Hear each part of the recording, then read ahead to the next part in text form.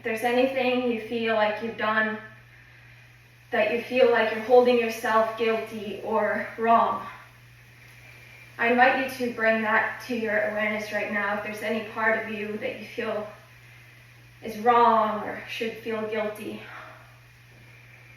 if you have any energy like that, bring that to the forefront right now. Bring that to presence. See it. See the thing that the ego is holding you hostage for. Or I'm doing that for myself. I'm seeing this part of myself that the ego wants to say should be guilty and shouldn't be happy because of what I did, because of that I, ate certain things that weren't healthy or that weren't according to my plan. And it's like, what plan? And also sometimes things change. Yes, it's good to be disciplined. Yes, it's good to have healthy discipline, but it's also really important to not start whipping ourselves when we don't live up to it. Today is a day that I did not live up to it. I messed up, as some would say, as some really harsh part of myself, this like inner critic that I have that's really harsh and can be really not so kind.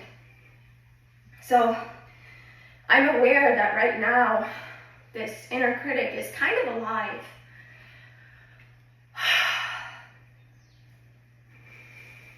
But I'd like to just bring some kindness to the inner critic too, because the inner critic is afraid. The inner critic is afraid that if it doesn't live up to something, or if it doesn't do it the right way, then it won't be good enough, or it won't be worthy. When really the truth is that we're always worthy and we're always good enough. We're always deserving of more love and never less. You are always deserving of more love and never less. On day 24 of these 33 days Shake and Awake, I want you to remember, you are always worthy and deserving of more love and never less. And this I say to myself in a moment of feeling like I messed up. I am always worthy and deserving of more love and never less. Even when I've messed up, even when I did something that was not at all according to the image that I'd like to live up to. If I don't live up to it, and if I find myself making a mistake or doing it not the way I had planned, I am worthy of love, of more love, and never less. The only thing that ever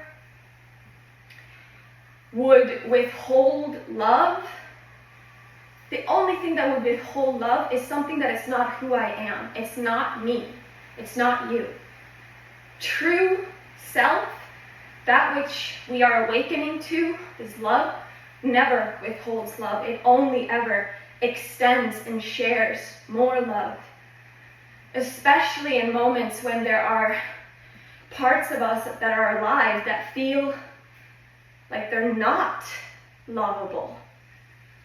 That's the moment when love loves that too. It even loves us when we don't feel loved. That's the truth of who we are. That's how much love is available to us in every single moment.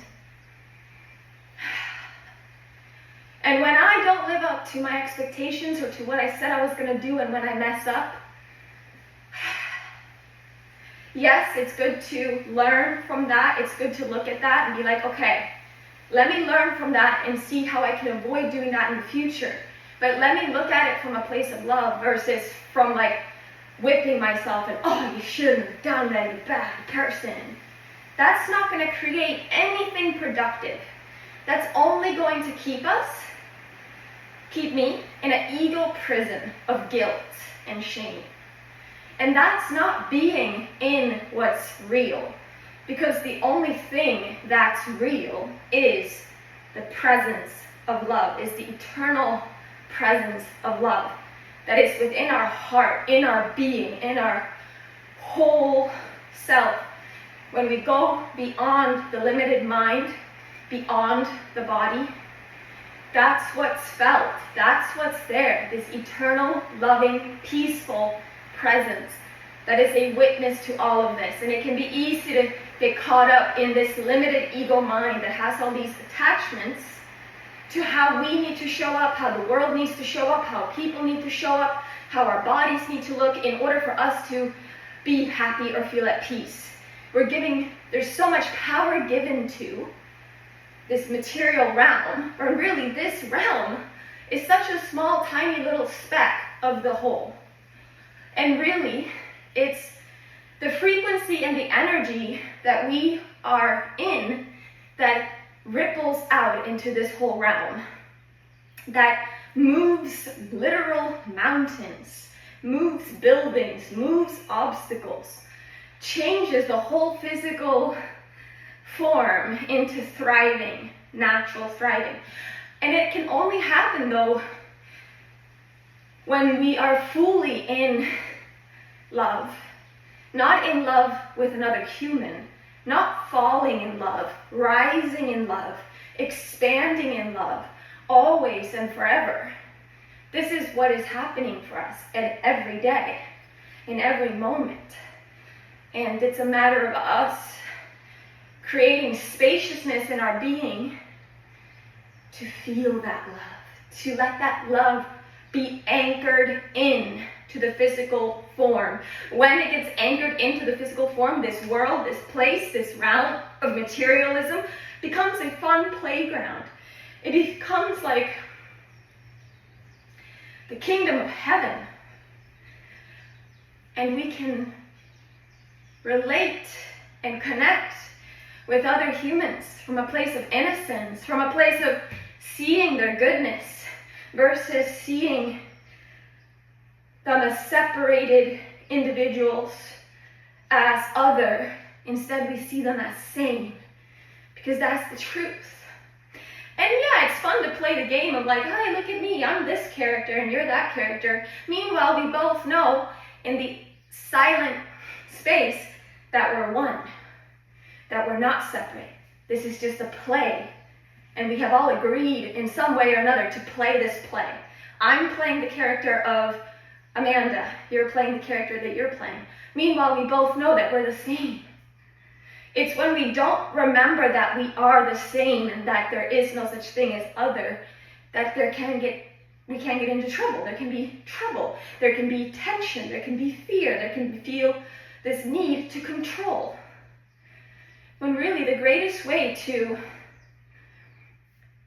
get an amazing outcome is simply to choose the highest frequency and vibration, that which feels like the most true, that which feels like the deepest peace you've ever felt in your entire life.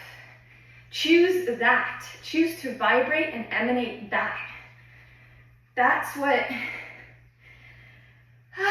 we're here to do.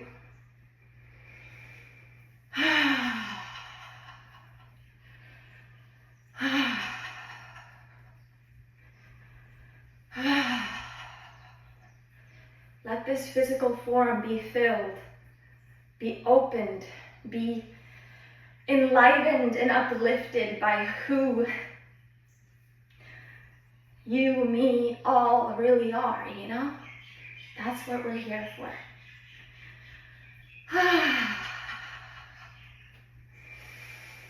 Let's breathe with that. Breathe and shake with that.